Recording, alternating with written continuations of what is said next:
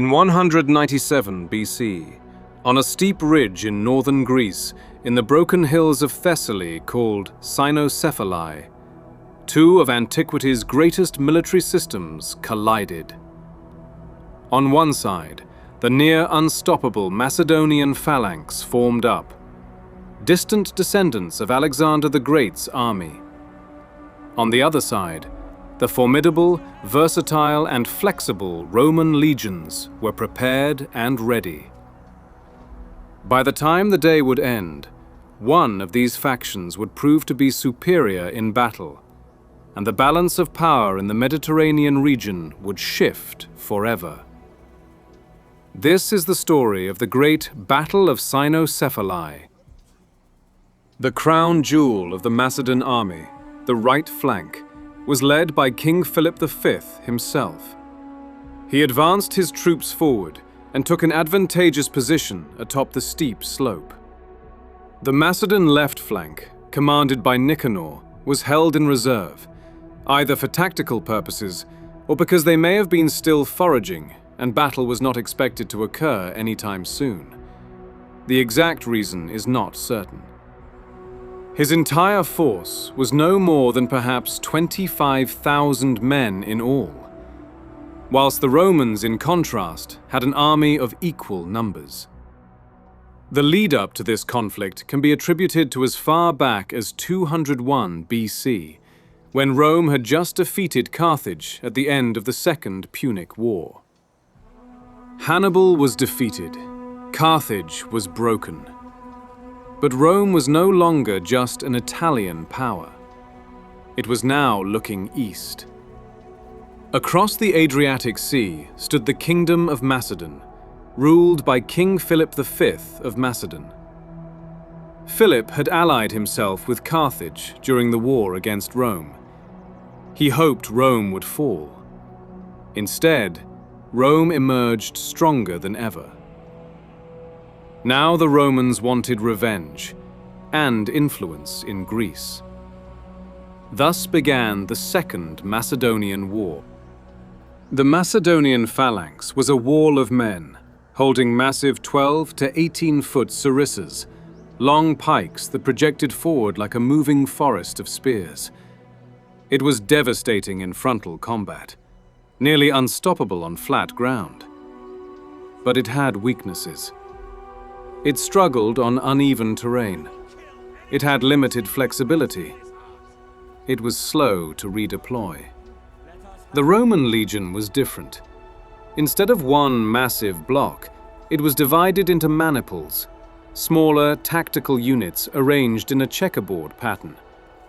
This gave the Romans greater maneuverability, tactical flexibility, and independent unit command. This would be the battle that tested these systems head to head. According to the historian Polybius, on the morning of the battle, a thick fog momentarily covered the hills, reducing visibility. Both forces were unaware of their foe's position, so they each sent small reconnaissance patrols to determine the enemy's whereabouts and secure higher ground. But upon the fog's passing, the two patrols had stumbled into each other's path. Other reports from historians, such as Livy, suggest there was perhaps no fog, and that the reconnaissance parties were sent intentionally to test the other's defenses. Whatever the case may be, the two reconnaissance patrols clashed on the ridges, loosing projectiles at each other. As skirmishing intensified, both sides fed reinforcements piecemeal into the developing clash, a crucial factor in how the battle unfolded.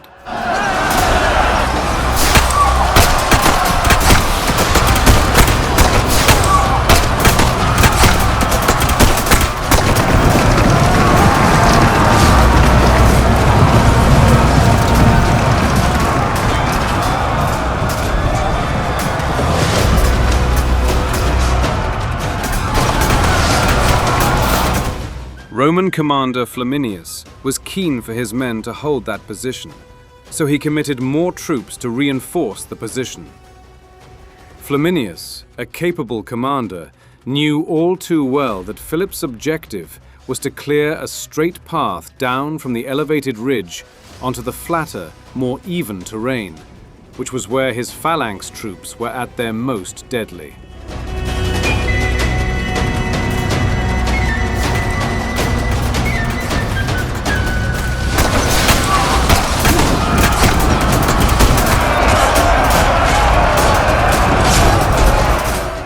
More men poured forward into the fray.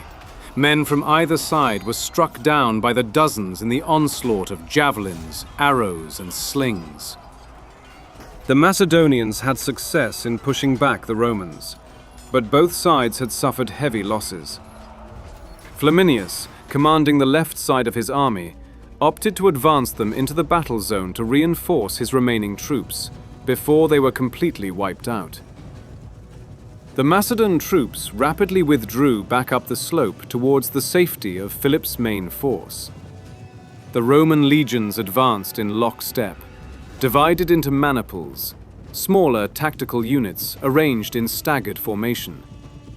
The standard Roman Republic's cohesive three-line formation consisted of hastati at the front line, principes behind in the second line, triarii at the rear and third line. Each maniple could maneuver independently, making them versatile on all terrains.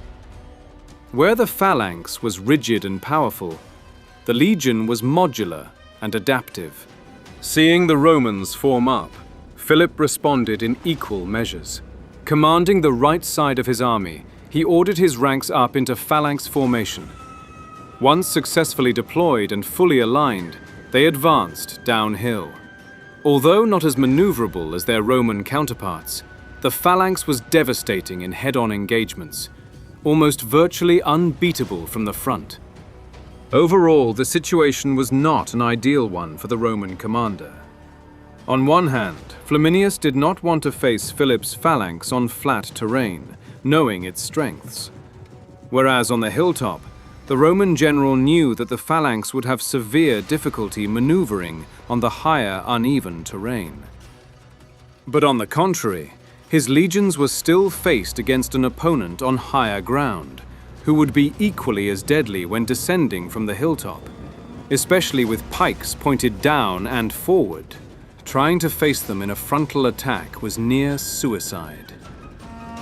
Whatever the reasoning, Flamininus favored and saw opportunity on the higher grounds, and opted to give battle. The time had come. Two of antiquity's greatest military forces would clash on the battlefield. The front lines of Roman hastati engaged with the Macedon phalanxes head-on. The results were clear-cut. The hastati, although having inflicted casualties with their well-placed pilums, were now being sliced to shreds by the extended pikes.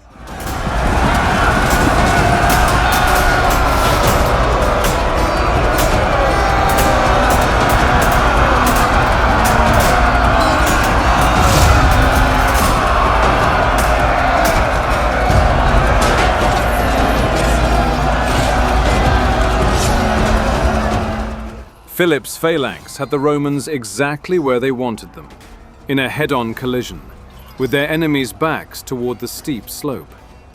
Flamininus was taking noticeable casualties, particularly his front lines of lighter troops. Whatever his plan of action was by this stage was not certain. But he could not continue to fight in this manner, otherwise this section of his army would be utterly destroyed, and the battle would be lost.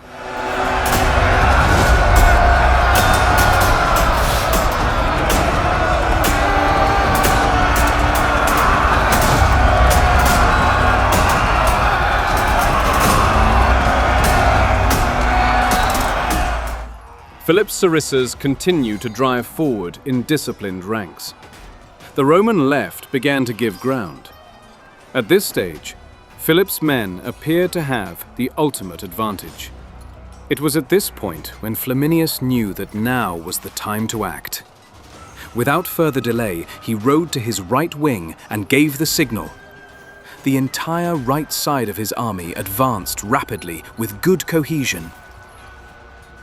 On the opposite wing, Philip's left, commanded by Nicanor, was just now arriving to the battle and still ascending the uneven terrain.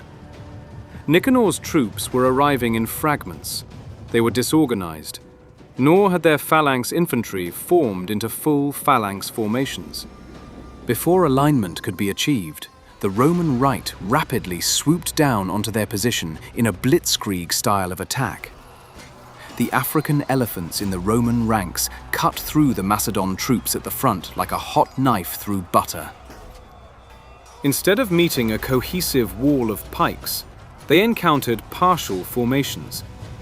The Roman infantry in their manipular system allowed them to rapidly exploit the openings. Small Roman contingents pressed gaps. The Macedonian left, completely disorganized, soon gave way to the chaos and began to break.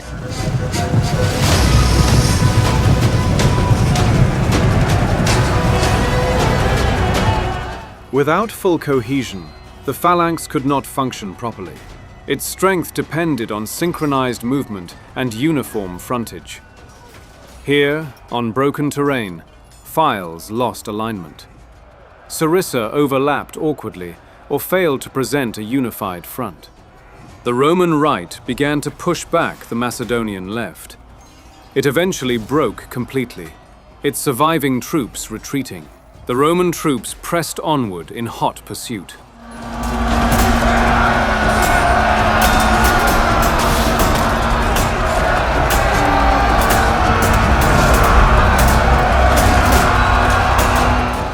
The Roman right, unaware of their comrades' grim fate on the left, continued to mindlessly give pursuit to the fleeing enemy. An unnamed Roman tribune, Polybius preserves the deed, though not the name, perceived opportunity.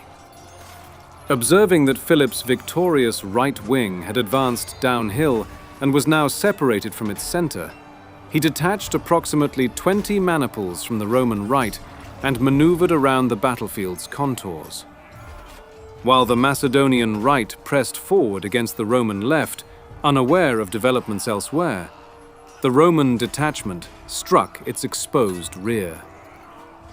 The phalanx was built for forward combat. Turning in formation was slow and difficult, especially on uneven ground. The rear ranks were not equipped to defend against sudden assault. The Roman attack from behind shattered cohesion. The formidable wall of pikes dissolved into chaos. Once disorder took hold, the Macedonian right, moments earlier triumphant, began to crumble.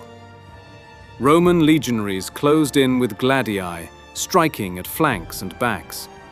Without formation, individual phalangites were vulnerable. Meanwhile, the Macedonian left had already been driven back. The collapse of the right sealed the army's fate. Ancient sources estimate approximately 8,000 Macedonians killed and 5,000 captured. Roman losses were not certain, but significantly lighter, perhaps around 1,000. Philip fled with remnants of his army.